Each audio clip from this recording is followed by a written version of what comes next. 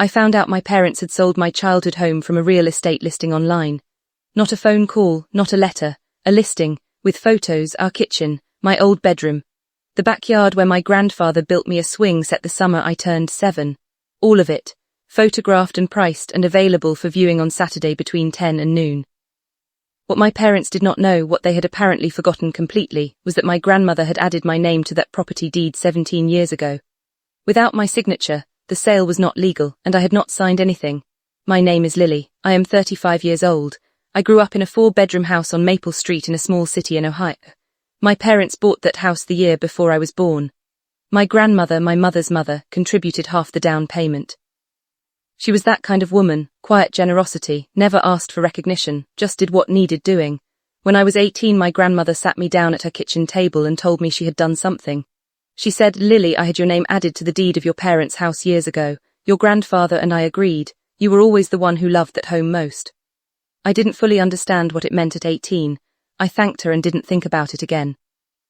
My grandmother passed when I was 22. I moved to Chicago at 24 for work, built a life there, came home for holidays, called every Sunday. My parents and I were close, or I believed we were. Then last October my cousin sent me a text that said, "Lily, did you know your parents are selling the house?" I thought she was mistaken. I picked up my phone and searched the address. There it was. I called my mother immediately. She answered on the second ring, and before I could speak she said, "Lily, we were going to tell you." That sentence told me everything. They had planned to tell me after the sale was complete. My mother explained that they had decided to downsize, that the house was too big for just the two of them now, that they had found a lovely condo nearby, that the money from the sale would help their retirement, all reasonable things. Then I said, "Mom, who signed for me on the deed transfer?" Silence. Long silence. My mother said, "What do you mean?" I said, "Grandma added my name to the deed when I was 18. I am a co-owner of that property. No sale can complete without my signature. Who signed for me?" She said she didn't know what I was talking about. I said, "I'm coming home this weekend. Please don't do anything with that listing until I get there." I booked a flight before we hung up. I arrived Saturday morning. My parents were waiting in the kitchen. My father looked uncomfortable. My mother had that expression she gets when she knows she has done something wrong, but hasn't decided whether to admit it yet. I sat down and placed 3 documents on the kitchen table. The first was a copy of the original property deed, pulled from county records online the day before. My name was clearly listed as co-owner alongside my parents, added in 1989 by my grandmother with a notarized signature. The second was a letter from my grandmother's estate attorney, found in a box of her documents my aunt had kept, confirming the deed change and its conditions. The third was a printout of the current real estate listing.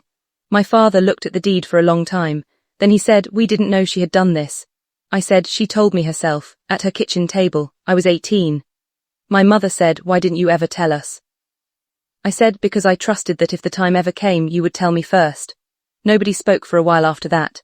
My parents called their real estate agent that afternoon and paused the listing. We spent the rest of that weekend having conversations we should have had years earlier. My father admitted they had found the deed change in some old paperwork 2 years ago, and had decided not to mention it, hoping it wouldn't become an issue. When he said that, I felt something shift. Not anger exactly, grief maybe, for the version of my parents I had believed in. I told them I was not going to block the sale. I understood they needed to downsize. I understood the house was too large for 2 people. But I told them that as a legal co-owner I was entitled to a portion of the sale proceeds. Not all of it, not even most of it, just what was fair. We agreed on 20%. The house sold for $420,000. My portion, $84,000, was transferred to my account the day the sale closed. My grandmother had left me something after all. She had just wrapped it in a deed instead of a letter. My parents moved into their condo in December. I helped them pack on the last weekend. We wrapped my grandmother's china together. My mother cried a little in the hallway. I held her hand. Some betrayals are not born from cruelty. They come from people who love you making decisions without you because they are afraid of the conversation. My parents were afraid I would be difficult. What they forgot was that I was raised in that house. I knew what was worth fighting for and I knew what wasn't. The money helped me pay off the last of my student loans and put a deposit on my own apartment in Chicago. The condo my parents chose is lovely, small, bright, easy to maintain. My old bedroom window faced east. Best sunrise in the whole house. I took one last photo of it before we handed over the keys. Some things you keep in your phone, some things you keep somewhere quieter. My grandmother never told my parents what she had done. I used to wonder why. Now I think I understand. She knew that the people who love you most sometimes make decisions for you without asking, so she made one of her own, quietly, legally, permanently. She gave me a voice in my own story before I was old enough to know I would need one. Subscribe to Calm Revenge Stories for a brand new story every single day, because sometimes the people who protect you most do it so quietly you don't find out until exactly the moment you need it.